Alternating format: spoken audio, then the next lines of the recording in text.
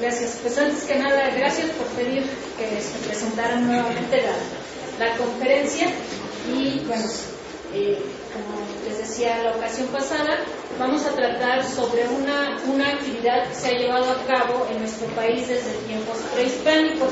Esto es la meliponicultura, que fue desarrollada por los antiguos mayas. Bueno, la meliponicultura es la cría y producción de miel y otros productos con las abejas sin aguijón de la tribu Meliponini. Se diferencia de la apicultura, que es llevada a cabo con las abejas mieleras comunes que todos conocemos, Apis mellifera. Bueno, antes que nada vamos a poner un poco en contexto a las abejas. En el mundo existen alrededor de 20.000 especies de abejas y en nuestro país alrededor de unas 2.000. Como casi todos los grupos zoológicos, en México hay representado el 10% de la diversidad mundial. De esas abejas, el 95% corresponden a abejas solitarias, es decir, son abejas que... Bueno, las abejas solitarias son aquellas en las cuales cada hembra construye su propio nido, lo aprovisiona y muere antes de que nazcan sus hijitos o que nazca la siguiente generación. El 5% restante de las abejas corresponde a abejas sociales, es decir, son abejas que viven en colonias permanentes, en las cuales hay división de castas, división del trabajo y por tanto conviven varias generaciones a la vez en la colonia. Las abejas sociales más conocidas son la Apis mellifera, la productora de miel común, los abejorros y las abejas sin aguijón. De estas abejas sin aguijón, en el mundo existen aproximadamente 500 especies, en México poco menos de 50 especies. Son de origen tropical y subtropical y su origen es claramente botuano. ¿Las podemos ver? Bueno, reciben su nombre de abeja sin aguijón, dado que su aguijón es vestigial y por tanto no es funcional, de modo que no lo pueden utilizar para la defensa. Pero a cambio han desarrollado otras estrategias de defensa, como son morder, principalmente su estrategia. Otra es atacar las partes blandas del cuerpo, como los ojos, introducirse en la nariz, en los oídos, cortar el cabello y las pestañas, e incluso algunos géneros como Oxytrigona son capaces de producir un ácido y entonces al morder producen una quemadura en la piel. Bueno, ahora sí entremos en materia de meliponicultura. Como les he dicho, la meliponicultura ha pasado por diferentes etapas. Veamos qué pasaba en la época prehispánica. En la época prehispánica los mayas domesticaron esta abeja, que es Melipona bequi, que tenía su nombre, que es Xunancap, que quiere decir dama real. Se sabe que entre los animales de traspatio que tenían los mayas se encontraba el guajolote, el perro y las abejas. Siguiente, por favor. Tan importante era para los mayas la meliponicultura que tenían una deidad específica para esta actividad. Es Amusencap, el dios Amusencap, que quiere decir gran guardián de la miel. Y aquí podemos ver varias representaciones de este dios en los templos de Tulum. Se sabe que Tulum, en la época prehispánica, era uno de los mayores centros de producción y comercialización de miel y otros productos, por lo que se cree que Amusencap era el patrono de ese sitio. También en Cozumel, que en maya se llamaba Oisip, que quiere decir cera de abeja, se creía, o los mayas creían, que ahí se encontraba el país de las abejas. Siguiente. Aquí tenemos algunas representaciones en los códices donde podemos saber a Amusencap en diferentes situaciones. Y aquí tenemos otra representación del mismo Amusencap haciendo la cosecha de miel. Así. En el Códice Trocortesiano o Códice Madrid se considera un verdadero tratados sobre meliponicultura, no solo por la cantidad de páginas dedicadas a esta actividad, que son aproximadamente el 10% del código que está relacionado con la meliponicultura, sino porque también tiene mucho de las cuestiones técnicas, como por ejemplo la sustitución de reinas, la alimentación artificial y muchas de las cosas que estaban relacionadas con la cosecha. ¿Cómo era esto antes? Bueno, la meliponicultura prehispánica se llevaba a cabo en jobones, es decir, en trozos en trozos huecos de madera, en los cuales se introducía el nido que era colectado en la selva, se introducía, se le ponían 2 tapas a los lados y se sellaban con barro rojo hasta el momento de la cosecha. Aquí podemos observar la entrada por donde entran y salen las abejas y este símbolo que cuando llegaron los españoles interpretaron como la cruz cristiana, pero en realidad se trata de uno de los símbolos que representa a Musencar, además de tratarse también de los 4 puntos cardinales. Se sabe que en aquella época el comercio de miel se llevaba a cabo desde Tabasco y la península de Yucatán hasta Nicaragua, Honduras e incluso en Costa Rica. En aquel entonces la miel era un producto básico, era el endulzante de preferencia de los mayas. Se utilizaba como base para vinagres, se utilizaba también como base de aguardientes y se utilizaba también como un medicamento muy utilizado para la cuestión de tratamiento de afecciones de las vías respiratorias y también muy utilizado en posparto como productor de leche. Además, tenía otros usos de tipo más ceremonial. Por ejemplo, se utilizaba para producir el balché, que es un vino de miel que solo era consumido por los varones, o el sachat, que era consumido por las mujeres en ceremonias muy especiales y que de acuerdo con la tradición maya, estas bebidas hacían posible que los mayas entraran en contacto con los dioses. La cera de estas abejas se utilizaba principalmente para la fabricación de candelas o de velas, para taponar ánforas en las cuales se guardaban algunos productos que requerían estar, digamos que, aislados, y también se utilizaba mucho en orfebrería para fundir piezas en oro bajo el método de cera perdida, es decir, una vez que tenían ya una figura de oro y la querían reproducir en grandes cantidades, la recubrían de cera y luego con algún otro material como pudiera ser un estuco o alguna preparación de barro, recubrían y entonces la cera se perdía y quedaba el molde y entonces ya podían seguir reproduciendo la figura. También la utilizaban mucho como pegamento, no sé si, bueno, los que son muy jóvenes no sé si tengan conocimiento de la cera de Campeche, pero los que ya somos un poquito más grandecitos, antes se utilizaba mucho la cera de Campeche, y la cera de Campeche es justamente el producto de estas abejas meliponas. La siguiente, por favor. Bueno, como podemos ver, las meliponas para los antiguos mayas eran muy importantes, porque en la organización de la colonia ellos podían ver, digamos que características que ellos respetaban mucho, como eran el orden, la paz y la justicia, que se representaban muy bien en la colonia, en la división del trabajo, en el respeto de la jerarquía de la reina y en todas las manifestaciones de la colonia. Bueno, ¿qué pasa con la meliponicultura en la época de la colonia? Cuando llegan los españoles se dan cuenta de la gran importancia que representa esta actividad para los nativos, así que la monopolizan, imponen fuertes tributos a la producción de miel y empiezan a canalizar toda la producción hacia Europa.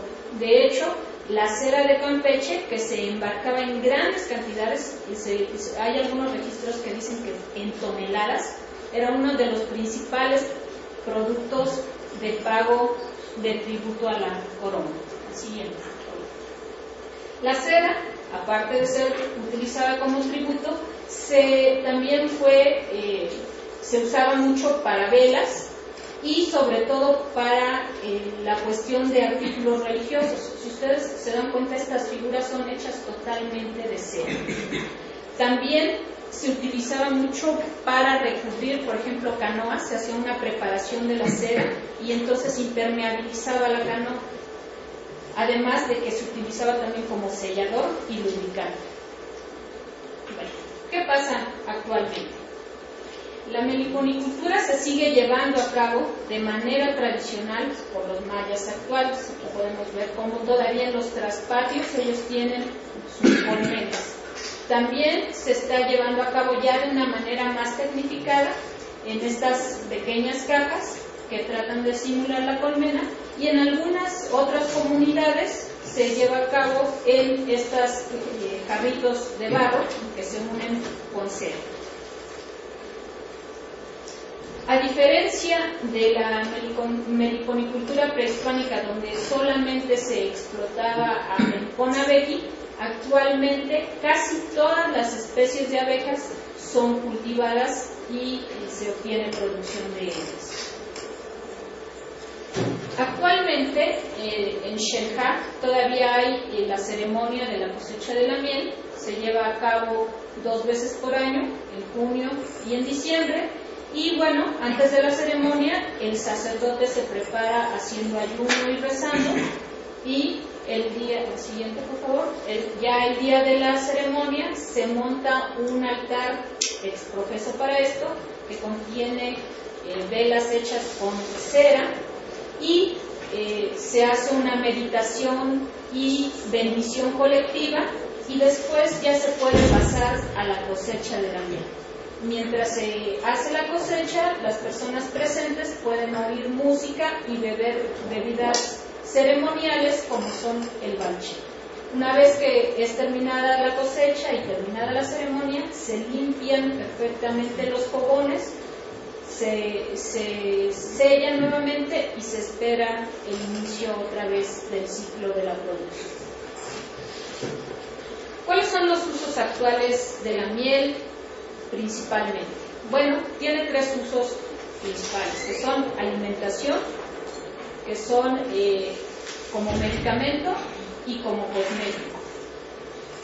Sigue siendo todavía muy utilizado para el tratamiento de las vías respiratorias, también para heridas y úlceras, y se considera un complemento nutricional tanto para adultos como para niños.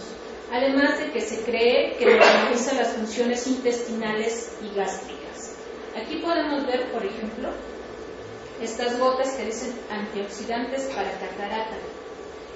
Uno de los principales usos de la miel es la elaboración de estos medicamentos para el tratamiento de las cataratas. Actualmente la Universidad de Yucatán tiene programas de investigación sobre estas mieles y sus usos. También se cree que combate la anemia y la debilidad física, estimula la producción de leche materna. Esto ya estaba desde los tiempos prehispánicos, era uno de sus principales usos, la producción de leche materna, y agudiza la vista, cura inflamaciones en los ojos y es excelente auxilio en el tratamiento de cataratas. Como cosmético se utiliza para mascarillas faciales y corporales, y para cremas que combaten las arrugas y nutren y suavizan la piel. ¿Cuáles son los beneficios de la meliponicultura? Bueno, pues se trata de una actividad, digamos, que no es costosa. Podemos obtener los nidos de la misma naturaleza, donde son todavía muy abundantes en las zonas que están más o menos conservadas. Se pueden utilizar materiales, digamos, no caros y que son de la región para crear los fogones. Es una actividad que puede ser llevada a cabo tanto por hombres, mujeres, niños e incluso ancianos. Y además es una actividad que aporta ingresos extras para las familias. Las abejas son dóciles, son muy fáciles de manejar y pues no estriba en peligro a comparación de la abeja mielera, ¿no? De la abeja común. Además, ¿no? Además es una, digamos que es una actividad que socialmente es muy pertinente, además de que recordemos que las abejas ofrecen un servicio ambiental muy importante, que es la polinización. Entonces, debido a todas estas características, sí sería importante, como hemos venido platicando a lo largo de todas las ponencias, recuperar estas tradiciones y sobre todo reforzar lo que ya se tiene. Yo creo que una de las principales cuestiones que deberíamos trabajar es la interdisciplinariedad en el manejo de todo lo que es cuestiones de etnobotánica y etnozoología, ¿no? Porque muchas veces, por ejemplo, nosotros trabajamos mucho la parte sistemática, la parte biogeográfica. Hay gente los antropólogos que se dedican a las cuestiones de su competencia y así, pero nunca nos encontramos, ¿no? Entonces cada quien vamos por nuestro camino y a lo mejor si se colaborara y se viera en función hacia dónde queremos llegar con tal o cual actividad, sería mucho. Bueno, pues muchas gracias.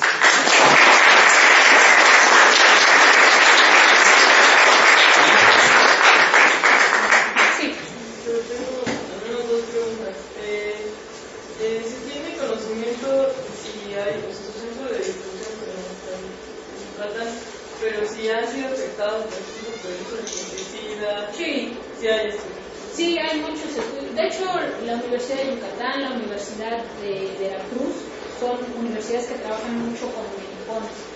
Hay estudios también donde se ve que, por ejemplo, las meliponas no pecorean, es decir, no van a las flores a extraer miel en flores que están contaminadas, por ejemplo, con pesticidas.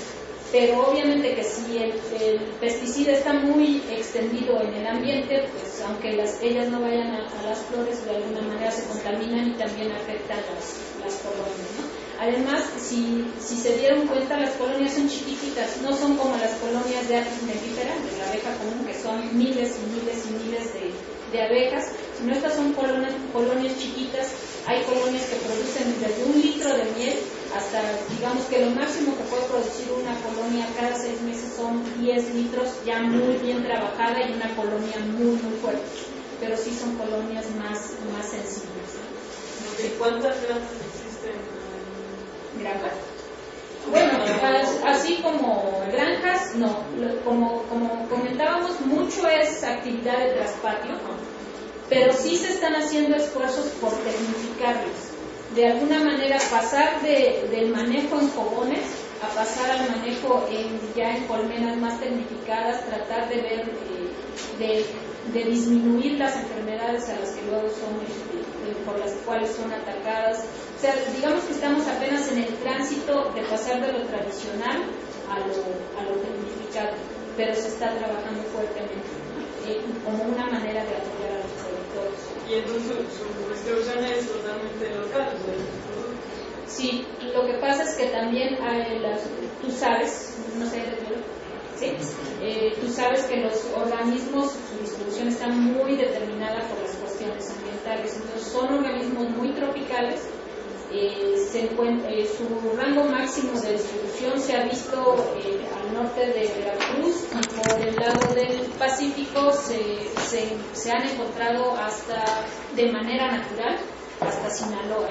Aunque yo, por ejemplo, alguna vez en San Antonio, en Texas, vi muchas. Eso quiere decir que está hablando ya de una introducción de estas aves.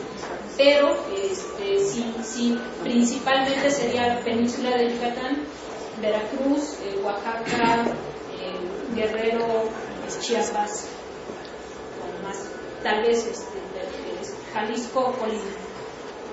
O sea, y además siguen una distribución, la clásica distribución mexicana, así como en Y, donde el eje neovolcánico hace que se abra la distribución hacia las sierras, ¿no? ¿Algo más? Sí. Por favor. Doctora, en este proceso que están llevando para integrar a todas las comunidades, justamente esta parte que mencionaba al final, la interdisciplinaridad, van a tomar en cuenta un poco la caracterización social de las comunidades, porque hace ratito lo mencionaba la maestra, hay que empoderar a los indígenas, hay que saber, no, hay autores que dicen que no todos los, ¿cómo es? Hay indígenas más indígenas que otros. Entonces, ¿cómo integrarlos cuando también dentro de esas organizaciones sociales hay quienes tienen más poder y lo usan, y quienes tienen más contacto y quienes no? ¿Van a trabajar eso? Sí, de hecho esto es un proyecto que inició ya hace más de 10 años en la Universidad de Campeche, y uno de los principales objetivos era la capacitación de las personas, de los indígenas, como técnicos en biodiversidad. Entonces, lo que se buscaba es que ellos mismos rescatar todo el conocimiento que tienen y de alguna manera como que hacer un híbrido entre su conocimiento y el conocimiento ya más científico, ¿no? O sea, rescatar el conocimiento que tienen ellos, pero que trabajaran de una manera científica. Por ejemplo, que colectaran y montaran los bichos de una manera correcta, que los mataran igual de una manera correcta, y como dices tú, de alguna manera que sirvieran como enlace con la comunidad y que se dieran cuenta de la importancia que tienen ellos para nosotros y nosotros para ellos, ¿no? De colaborar realmente. El proyecto iba muy bien, pero se estaba teniendo varias dificultades, como son las cuestiones de poder. Si el cacique de repente decía, no, pues hoy no entran, hoy no colectan o no entrevistan a las personas, pues tus 24 horas de viaje para llegar a Calakmul, pues no habían servido de nada, te daba la media vuelta y adiós, ¿no?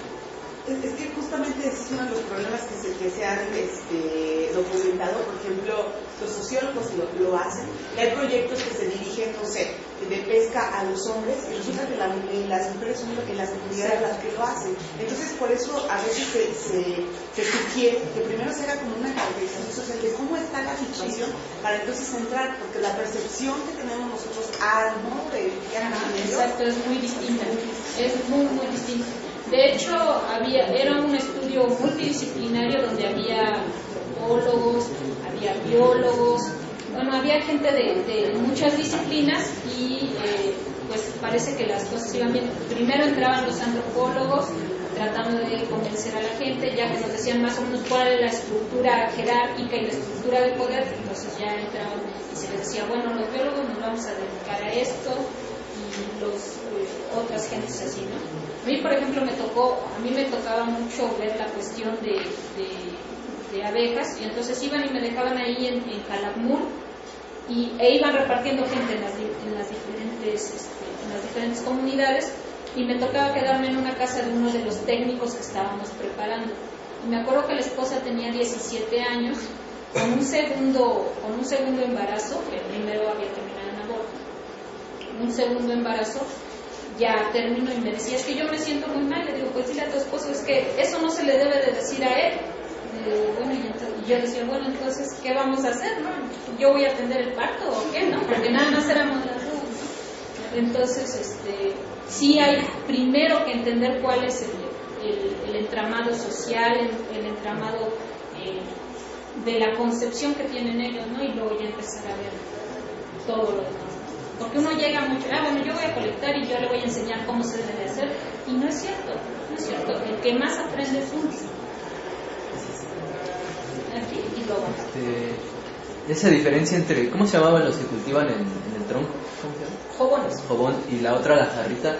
¿Es una innovación ya los dos jarritas pegadas o desde tiempos prehispánicos? No, es una innovación, y eso se utiliza principalmente si bien lo utilizan los mayas, es más utilizado, por ejemplo, en Cuetzalan, en Puebla, donde las características del clima son distintas.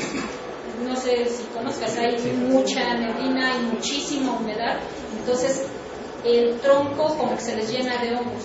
Entonces en las jarritas es posible prevenir el ataque de los hongos. ¿Y los hongos es lo que más les afecta o interacciones con otros animales? Depende. Ahí por la humedad son los hongos. En otros lugares, por ejemplo en la península, son muy atacadas por parásitos. ¿Por qué? Porque llegan a la miel y entonces están ahí comiéndose. Hay otras abejas, que la idea que tenemos todos de las abejas bien trabajadoras, también tenemos abejas parásitas. Entonces, llegan, son parásitas, unas son en el sentido de que matan a la cría y dejan su huevito para que la hembra lo alimente, y otras son parásitas en el sentido que llegan y se roban todo lo que trabajaron las otras, ¿no? Entonces se llevan la miel, se llevan lo que haya acumulado, ya sea polen o la jalea real, que aquí es muy poquita y no hay en realidad jalea real en las melipones, pero sufren estos robos, ¿no? Entonces pueden ser atacadas por varios bichos. Y cada par de jarritos es una colmena. Es una colmena, entonces está así, tú metes el nidito, las juntas y lo cierras, ¿no? ¿Y como cuántos individuos son de cada? Es muy variable, hay colonias que tienen 500 individuos, hay que tienen 2000, depende de qué tan buen manejo le des a la colonia. Si tú notas que no hay suficiente alimento en el campo, pues tienes que alimentar. Si ves que está, por ejemplo, si está siendo atacada, pues tienes que de alguna manera curar. O sea, el manejo es, del manejo que tú le des depende la cantidad de abejas que puedas tener. ¿Cuándo va a ocurrir esa triangulación que yo estoy anhelando desde hace mucho con la coordinación precisamente de la Cámara con el Centro Nacional de Investigadores y un programa así más amplio? Porque hace rato le comentaba al compañero que pues, ya nos deben un seminario, ¿no? O sea, ya ocurrió en Jalisco, ya ocurrió en Querétaro, ya ocurrió, no sé dónde más. Entonces, para que haya más impacto de los conocimientos de ustedes, porque ahorita yo sí vine a ilustrarme más, ¿no? Y que tuviera también ese boomerang, ¿no? Hacia las comunidades indígenas, porque ahorita se me está ocurriendo, o sea, ¿hay algún proyecto que se esté manejando aquí precisamente el cultivo de este tipo de abejas? Aquí no, allá no. Pues, aquí no, porque no es su distribución natural. Hay reportes de que se están cultivando en Xochimilco, pero hay ciertos problemas, porque no es su hábitat. Sí, no es su distribución natural. Y lo de la triangulación, bueno, eso es un problema a nivel país, ¿no? O sea, tendríamos que el vínculo universidad, Estado, sociedad casi nunca se da, ¿no? Las universidades tendríamos que partir del diagnóstico de los problemas nacionales, y después las universidades tendríamos que ver qué de esos problemas vamos a atacar, y dependiendo de esos problemas que vamos a atacar tendríamos que estar formando egresados para esos distintos problemas, y no sería el mismo egresado que se formaría en Baja California, porque hay problemas diferentes que el que se formaría en Yucatán o en la Ciudad de México, y luego integrarlo con la sociedad. Yo creo que estamos muy lejos de eso, ¿no? Yo preguntaría, por ejemplo, ¿qué tan pertinentes somos los biólogos a los problemas biológicos de México? ¿Sabemos exactamente cuáles son los problemas biológicos de México? Todos dirían el agua, la contaminación, pero sí, ¿qué del agua? ¿Qué de la contaminación? O sea, yo creo que eso nos falta mucho. Por favor. Sí, primero que todo te quiero felicitar, porque lo que hace falta para conservar a las abejas nativas es la difusión. Entonces, que lo estés haciendo con los chavos y todo, que hayas repetido tu ponencia, muy valioso. Después, sí quisiera, ahorita que están algunos chavos y todo, invitarlos. En la Universidad Autónoma de Yucatán, en la Facultad de Medicina Veterinaria, se imparte el curso de meliponicultura. Es un curso que lleva un semestre, tiene sus créditos, inclusive ustedes lo podrían hacer, con el intercambio, y hace falta gente. En realidad, lo que se hace en Xel-Há pues es turístico, ¿no? Las comunidades están muy empobrecidas, la gente está optando por meter jatropha, ¿no? Se llama esta planta, para hacer cultivos de diésel o de biodiesel, no están conservando los jóvenes. Ustedes, por ejemplo, llegan a las comunidades y ven en el traspatio de las casas los jóvenes tirados, ya vacíos. Sí, vacíos.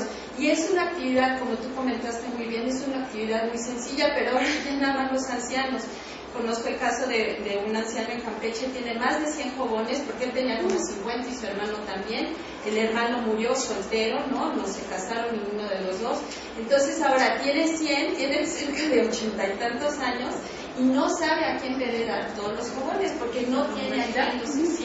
Es que mantienen en contacto. La Universidad tanto de Campeche como de Yucatán están manteniendo el contacto con estas comunidades para tratar de incrementar. La gente que más lo está haciendo es gente que tenía APIS, o sea, probablemente en el pasado tenía sus jovencitos, ¿no? Probablemente en el pasado se dedicaron a la melipona y después APIS por el incremento. Y ahora están volviendo a melipona, ¿no? Pero, o sea, en los 30 todavía del siglo pasado había meliponarios que tenían, bueno, las Happy Cap, que son las casas de las abejas, tenían como 100 o 120 jobones, y ahora pues si tienen en las casas 8 o 10 jobones ya es mucho. Sin embargo, lástima que se fue la compañera, el cambio, la transformación, las ganas tienen que venir desde dentro de la comunidad. Hay una comunidad en Campeche que se llama Ichec, donde hay unas mujeres que se dedican a esto, son tan exitosas, de veras, o sea, en su casa tienen sus jóvenes, pero ya fabrican jabón, fabrican miel, fabrican gotas para los ojos y para los oídos, que es lo mismo, y bueno, o sea, yo las he utilizado en plan personal para varias personas, son excelentes. Eso de las cataratas y todo, cura, por ejemplo, estas conjuntivitis crónicas, las llegan a curar las mieles. Entonces fabrican toda una serie de productos. Hay crema que es muy buena para la gente diabética. Ustedes saben, los diabéticos tienen problemas y fabrican crema. Entonces ellas ya son tan exitosas, compraron un lote donde instalaron su tienda, donde tienen las cosas para llevar a cabo la industrialización de la miel y de la cera, y están buscando ya comprar un terreno ejidal para que las abejas no se tengan que ir volando tan lejos, ¿no? Sino que estén ahí más o menos cerca. Es una experiencia, ellas quieren, ellas lo han logrado, los esposos se veían reacios, ¿no? Al fin y al cabo, culturas mayas, ciertas concepciones sobre género, y ahora son los más orgullosos de decir: mi esposa es meliponicultora. Y es difícil, la palabra es difícil, y la dicen con todo el orgullo, y los niños van a la escuela y mi mamá es meliponicultora, y hacen dibujos sobre la meliponicultura, ¿no? Entonces, bueno, esa es una cosa. Y segunda, ya nada más un dato curioso: como las meliponas eran silvestres, ¿no? O sea, se han vuelto silvestres después de la domesticación, y como hay tanto deterioro ambiental en toda la península, ahora las meliponas son organismos muy adaptables y se han regresado a la ciudad de Mérida, porque en la ciudad de Mérida hay muchos jardines y la señora sus flores y sus plantitas y su todo, y entonces están en los alrededores de la ciudad de Mérida y en general en el jardín botánico. Y otra de las cosas, cuando vean productos, o sea, es una miel medicinal, ¿no? Si tienen trastornos gástricos, si tienen problemas de garganta y todo, pero cómprenla. Ustedes van a empezar a ver en diferentes lugares la miel es mucho más cara, o sea,